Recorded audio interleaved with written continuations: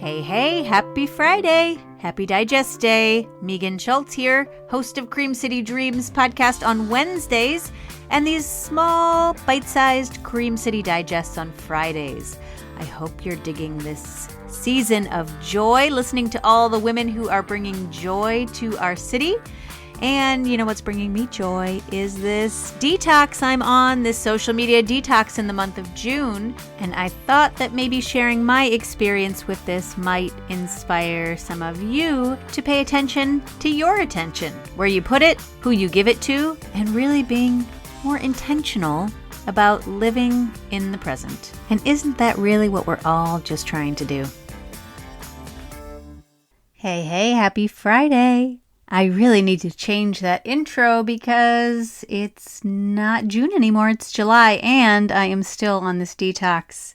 If you've been following these Friday Digests, you know that it has been a success. I have loved it. I'm not missing it. I am not having the FOMO. I found recently some notes on this series that I thought I would have and that Tekla and I talked about, and one of them was, does life exist if I don't post about it? And I'm happy to say that it does. Obviously it does, but it took a month away to settle into just living without thinking about how I could share whatever I'm doing, living without thinking in bite-sized status updates, living without thinking about what picture I need to take to post next. So I hope if you're doing this along with me that you are having that success as well. I am thinking about putting together a social media detox toolkit of things that have been helpful to me. So if that sounds like something you might like to do, maybe an email a week just with some ideas, suggestions, things to do, things to try, let me know. If the interest is out there, maybe I will put that together. It's never too late to start. It's never too late to begin again. If you started the detox and fell off the bandwagon, every day is a new day to start again, right? So jump back on if you fell off. I want to share the second poem that my friend Megan shared when we were in the forest a couple weeks ago. But before I do that, I want to say one thing that my family and I have done this summer, or this week, I should say, and that is that we are going backwards and we got a landline. We have some neighbor friends who just got a landline as well, and they have a daughter who is good friends with my daughter, who you heard a couple weeks ago on the Digest. And the idea is that kids can call each other and talk, which is sort of a lost art a little bit among kids. And also the answering of the phone, the courtesy and the politeness and the listening skills that go into having a conversation on the telephone. And my kids are actually really enjoying it. They're calling me way too much, which is slightly annoying, but I will put up with that until they get that out of their system. But they're calling Nana. They're calling grandparents and cousins in California. They're calling this neighbor who has a phone. And it's just been fun to see this old-fashioned, I don't know, is conversation old-fashioned? But it's been fun to see that come back into fashion. I think my friends and I, who recently got this landline for our kiddos, read this article. And I think we all came to this article on our own, but it was in...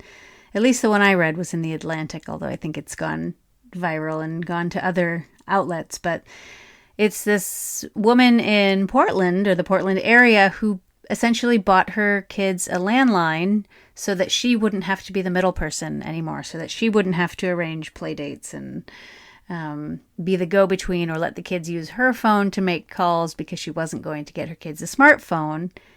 I think what I appreciated about this concept, and which is why I jumped on this bandwagon, is because not only does it encourage a sense of independence, but it maybe takes some of the urgency around smartphones out of the equation and gives the kids the chance to do things on their own and to feel mature, I guess.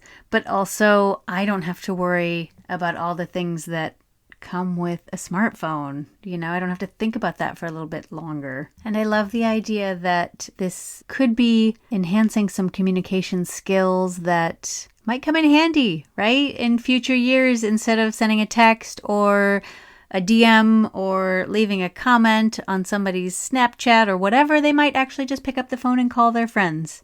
I don't know, maybe this is wishful thinking, nostalgic thinking about my childhood in the 80s, but I'll be excited to see what happens. All right, the poem as promised, and then I'm going to keep this short and sweet, and I think you'll understand why when I read this poem.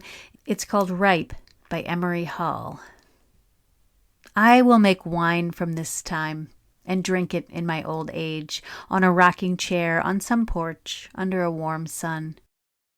It will taste of sunflowers and books, with earth notes of belly laughter and mud and heartache. I am already drunk on the memories. All right, here is to getting our fill of these memories this summer. I can tell you, summer 2025 for me will taste of kittens, which we just got last week, and finally finishing some of my issues of The Sun, which I love so much and which has been piling up.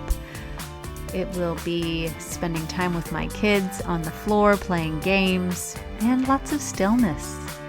So, whatever yours will taste of, I hope you are making some sweet memories as well. And I will be back next week with 2 Milwaukee women who are creating memories for people in their final days, or perhaps more importantly, for their families. I am talking to Marjorie Moon and Rita Bertrand of Milwaukee's Threshold Choir. This is a group of volunteers who sing to people on their threshold, often the threshold of death, but there are other thresholds as well. And I will be back on Wednesday with their story. You do not want to miss this beautiful, beautiful story and opportunity. All right, Milwaukee, until then, keep on dreaming.